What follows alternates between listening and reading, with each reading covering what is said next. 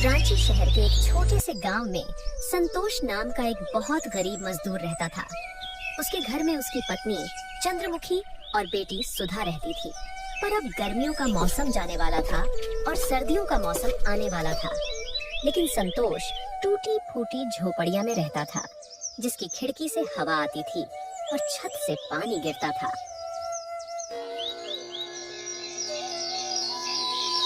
एक दिन संतोष की पत्नी संतोष से कहती है, सुनिए जी, ठंडी आने वाली है और ठंडी में घर के अंदर बहुत हवा आती है, तो आपको घर की मरम्मत करवानी चाहिए। संतोष अपनी पत्नी चंद्रमुखी से कहता है, मैं कल जाकर अपने मालिक से कुछ पैसे उधार ले आऊंगा ताकि हम अपने घर की मरम्मत करवा सके। अगली सुबह होती है तो संतोष अपने काम पर चला जाता है और अपने मालिक से कहता है, साहब जी, अगले महीने से ठंडी का मौसम आ रहा है और मेरे घर की छत टूटी है, जिससे कि घर में हवा आती है, और अगर मैं जल्दी से उसे ठीक नहीं करवाया तो ठंडी में हम लोगों को बहुत दिक्कत हो जाएगी। मैं और मेरी पत्नी किसी तरह दिन काट लेंगे, लेकिन मेरी एक छोटी सी बेटी है, वह इतनी ठंडी में उस टूटी फूटी घर में नहीं रह पाएगी। संतोष की बातें सुनकर मालिक कहता है, अरे तो उसमें मैं क्या कर सकता हूँ। मालिक, आप मुझे थोड़े बहुत पैसे उधार दे देते तो मैं अपने झोपड़ी की मरम्मत करवा लेता, और मैं दिन रात मजदूरी करके आपका उधार चुका दूंगा साहब जी। अरे तूने अभी तो उतना काम भी नहीं किया है कि मैं तुझे उधार दे सकूं। अभी मेरे पास पैसे नहीं हैं। संतोष के लाख विनती करने पर भी उसका मालिक उसे पैसा नहीं देता है। और फिर शाम हो जाती है।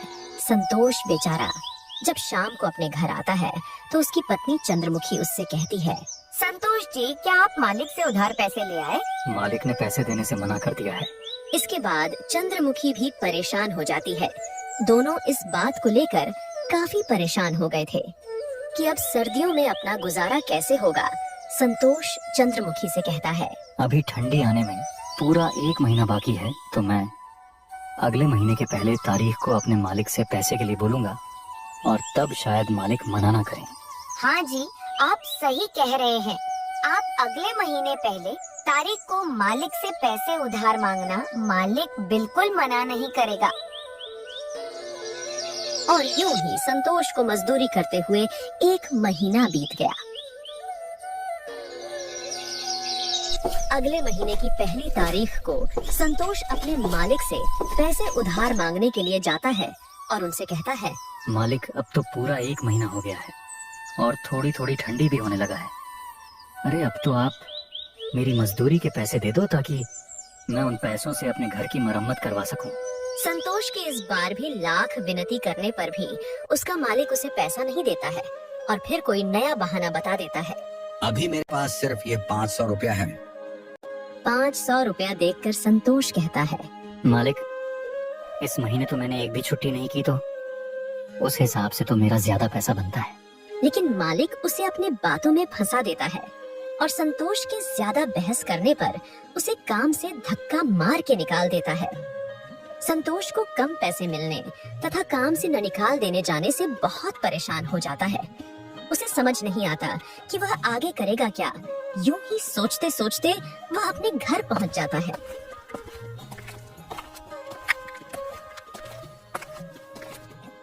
इसे यह निराशा देख चंद्रमुखी कहती है, क्या हुआ, आप पैसे नहीं लाए क्या? अरे इस बार भी मालिक ने पूरे पैसे नहीं दिए, और तो और मुझे काम से भी निकाल दिया है।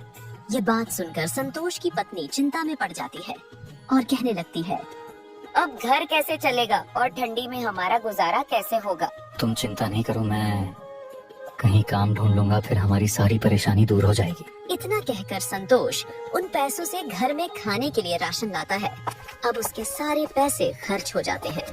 संतोष काम की तलाश में यहाँ वहाँ भटकता है, लेकिन उसे काम नहीं मिलता है।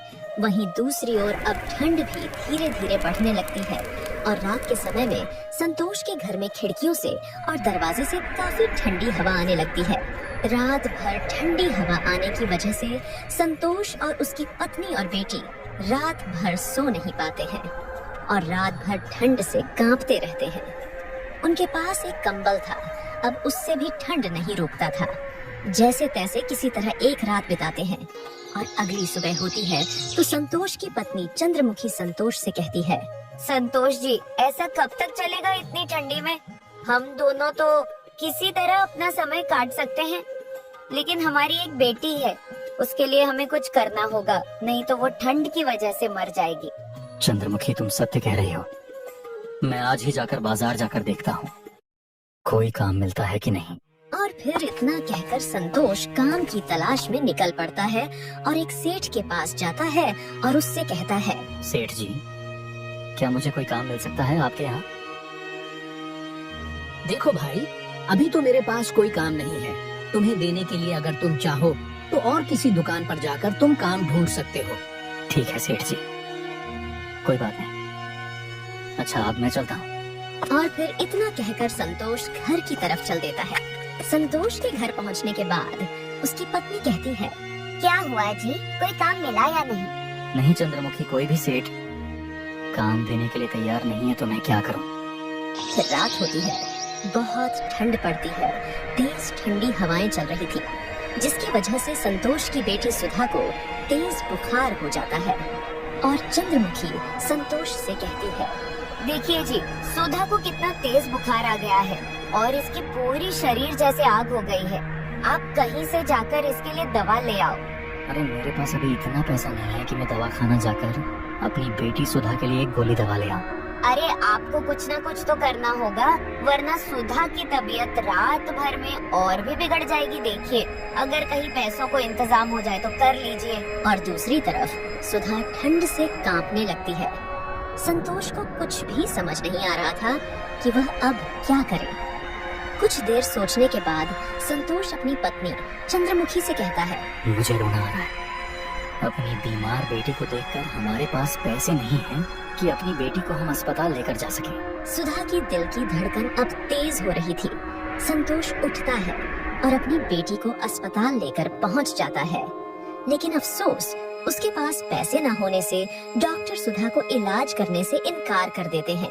हमारे ऊपर रहम करो डॉक्टर साहब, हमारी बेटी का इलाज कर दो डॉक्टर साहब, नहीं तो वहाँ मेरी छोटी सी गुड़िया मर जाएगी। इस छोटी सी बेटी पर रहम करो डॉक्टर साहब, मैं 1-2 दिन में काम करके आपका एक एक पाई चुका दूंगा। संतोष के बहुत मिन्नती करने पर भी डॉक्टर को बिल्कुल भी रहम नहीं आती है और तीनों को अस्पताल से बाहर निकाल देते हैं। अस्पताल की सीढ़ी पर बैठकर संतोष और उसकी पत्नी चंद्रमुखी रोने लगते हैं और दूसरी ओर ठंड धीरे धीरे बढ़ती जा रही थी। ज्यादा ठंड होने की वजह से अब तीनों ही बुखार से जूझ रहे थे। वह तीनों ही अस्पताल की सीढ़ी पर बेहोश हो जाते हैं।